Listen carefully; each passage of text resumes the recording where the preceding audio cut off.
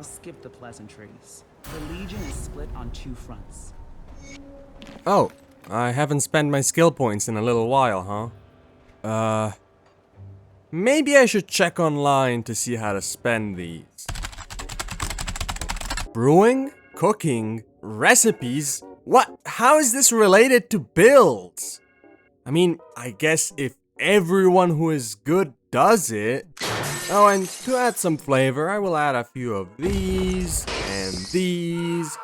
and yeah, why not these? Then I stir real hard like the recipe says, and... I've had worse. Hey dude, have you seen my PC? I can't find it anywhere. So I guess I should show them how a real chef does it.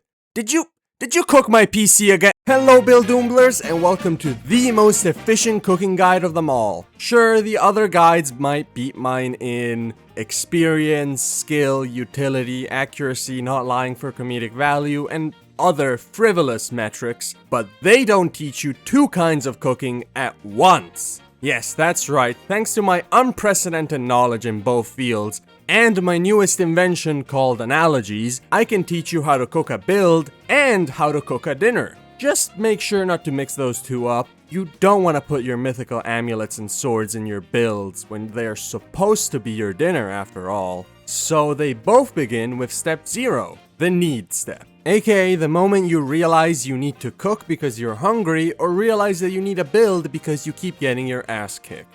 At which point, in both situations, you have two options: follow a recipe or figure it out yourself. Following a recipe is generally going to be easier, less time consuming, more resource efficient, and it has little room for it to be completely catastrophically awful. However, it's not as fun as figuring it out, since all you're really doing is following a list of instructions, skipping over all the thinking and putting pieces together.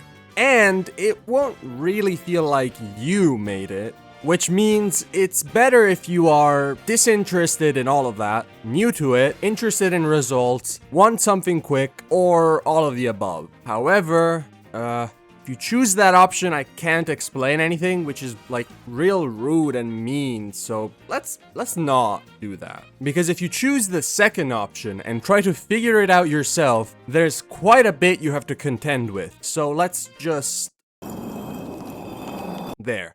Now we can get to step 1, objective. This is the step where you decide what you want to make, or rather, what you want to get as a result, which is more specific, and that's important because your generic objective is probably, I want to have a really strong character, or I want to eat something.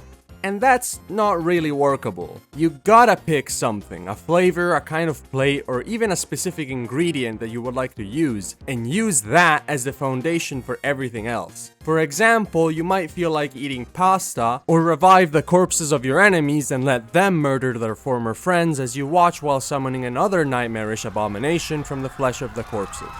Simple, common ideas like that are exactly what you're looking for to give you the initial bit of direction. Once you have decided on those, it's time for step 2, detailing, where you start looking into your options, still on a more broad scale, but starting to narrow down. To continue from the previous example, you would look into the different kinds of pasta dishes to find one that best fits your wants and needs. Or you would look into different to find the one that works with that objective. In this case, it's pretty clearly Necromancer, but even if it's not that clear, just going over all of the options will usually help you pick one. Or you could get stuck in the indecision torment nexus because you keep finding other ideas for builds that would be fun, making the whole ordeal take 5 hours as you mainly run back and forth, agonizing over the most basic of initial choices. So after easily or excruciatingly painfully detailing your idea, you can move on and start actually working on whatever you're cooking.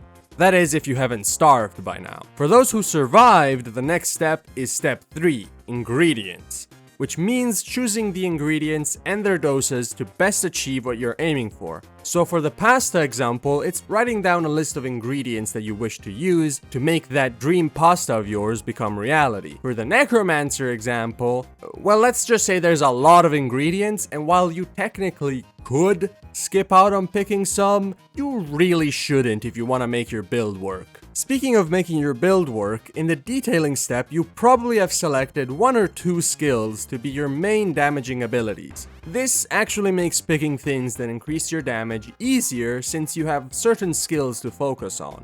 And in the same vein, though arguably even more importantly, you will need to choose one damage type out of the 10, 11. Partially so that you can focus on buffing that specific damage type, and partially because of resistance shred. It's fundamental because it increases your damage by making enemies weaker to your specific damage type, which is already quite important, but it only becomes more important when you consider how high resistances for some enemies, particularly the hardest bosses, can be. Meaning if you can't reduce that, you will be dealing 100% less damage, which after running the calculations, is all of it. And I'm pretty sure that's not great. So now that you also have that in mind, and after spending a couple more millennia in the Torment Nexus to finally reach the conclusion that the very first idea was the best one, you can finally get to actually picking skills. Which is real low stakes and all, since respecking is really easy and only costs a small tax on your economy demolishing income. Skills in what though? Sure, you might have picked a class tree without really worrying because it had the thing you wanted, but classes are actually the most important decision of all, since those are not respecable, meaning once you lock them in, that's what you will have to cook with or start over. So just like after you dirty 4 pans, 2 pots, and somehow 23 utensils, just to try out how some ingredients taste, you will have to commit to eating that or suffer the consequences. Fortunately, build cooking is actually more forgiving on committing to a decision like that, because at worst, it will make the whole thing harder and you might end up with a mediocre or kinda bad result, but probably still a fun result and a fun experience. With food cooking, at worst, you will end up regretting all your choices as you're locked in the bathroom fighting a war on 2 fronts, and then you still have to deal with the consequences. This obviously makes committing to an idea a whole lot more stressful, but it can spare you a million more years in the Torment Nexus by explaining a basic idea about the multi-class selection in Grim Dawn. What about other games, or the much more punishing cooking commitments? Well, if I had an answer to that, I would be saying it right now, but instead, you will generally pick one Mastas to be your main and one to be your support. Meaning the main one is the one with all the cool abilities you want to use, and the support has a bunch of things to help out those abilities and or the damage type you chose with their own buffs and resistance removal. So all you have to do is just pick your main master cluster and the damage type and then look for the things that support it. Easy, right? When has that ever been a rhetorical question answered with a yes? Come on. The way it gets harder is when you zoom out a bit and stop focusing only on skills, because items can literally change everything, allowing for basically anything you desire. Magic laser that somehow deals physical damage? Sure. Pet supporting werewolf? Hell yeah. Captain America using chemical weaponry as well as his shield? Actually, that probably has happened in some comic. Those things are crazy, man. But what kind of loser nerd has the time to read all of those, right? Especially when you already will be reading 1.5 million different items to pick the right ones for what you want to accomplish. Because unfortunately, a insane required skill farm for both types of cooking is leveling your reading skills to at least 6th grade. And that can take literal years. But without this skill, you have no chance to get out of the ingredient step. So after committing the time, you can now make use of build defining items to, well, define or help whatever build you're working on.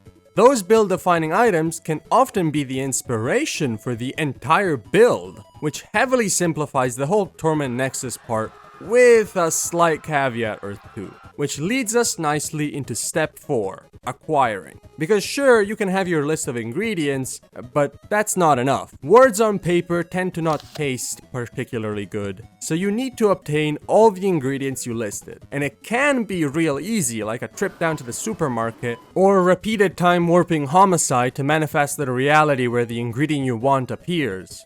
But that only works if the ingredient you want is something that you can easily find in some specific location. Be it the cheese aisle or the layer of the lettuce king, as long as you know where to go and are able to obtain what you seek, No problem, but that's not a guarantee. There's plenty of ingredients that are only randomly obtainable, like the legendary cheese of Zeus or the lettuce of Caesar, or legendary items in general, meaning that it's not a good idea to plan around those ingredients unless you already have them. But even then, you can't just add a legendary ingredient at the beginning of the recipe. The universe literally doesn't allow you.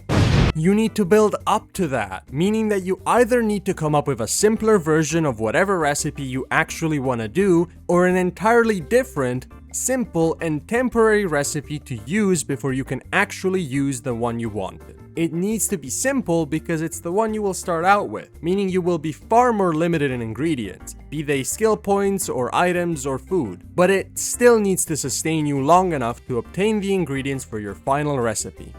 So yes, it does mean that you will probably have to go back into the Torment Nexus to get over all the decisions. But hey, at least it's probably only going to take a few decades at most, since this starter recipe is only supposed to get you to a point where you can transition to the actual recipe you intended on doing, meaning a whole bunch of decisions are already made for you, and it's way lower stakes. So you put something together and get to a point where you can finally fully assemble exactly what you had in mind, and once you do, it's over, right? Your recipe complete and your goals accomplished, right? Well, there is a final step, step 5, refining, which has an estimated duration ranging between 5 seconds and infinity. Refining is a step that includes all the small or big changes that occur after you put your recipe together for real. Because sure, you know the theory of your recipe, but the only way to test it is when you do it for real. Generally, the less experience you have, the more time you will spend in the refining step. Because when you're just starting out, you don't have much of an idea of how things will perform in reality, so you will need to test a lot of different changes to see which ones can improve or hinder your recipe. One way to help this process is to ask for advice from others, since they might have more knowledge and be able to tell you the million different ways you actually screwed it all up. Or they might be completely wrong and make things worse. But even with all the help in the world, you can still spend an insane amount of time agonizing over every small detail, or leave everything half unfinished as you rush along to the next exciting idea. Gee, I wonder which one I prefer. Now have learned the 5 steps of both kinds of cooking from a master at both. Just remember not to mix the 2 skills up. Now, if you excuse me, I have some carrots to cook and a legendary sword to equip. Can't believe I fed those people carrots instead of mythical amulets. That's a rookie mistake! And since I didn't have any carrots, I couldn't make the build for my character either. Why must all bad things only happen to the best being? Ah well, if you learned anything from someone who definitely cooks a lot and is good at making builds, you have to subscribe and like. Because I mean, you did get something out of this, so you should give something back, and while you're at it, comment about your favorite ingredient, so that if you don't subscribe, I can remove it from existence to make you miserable.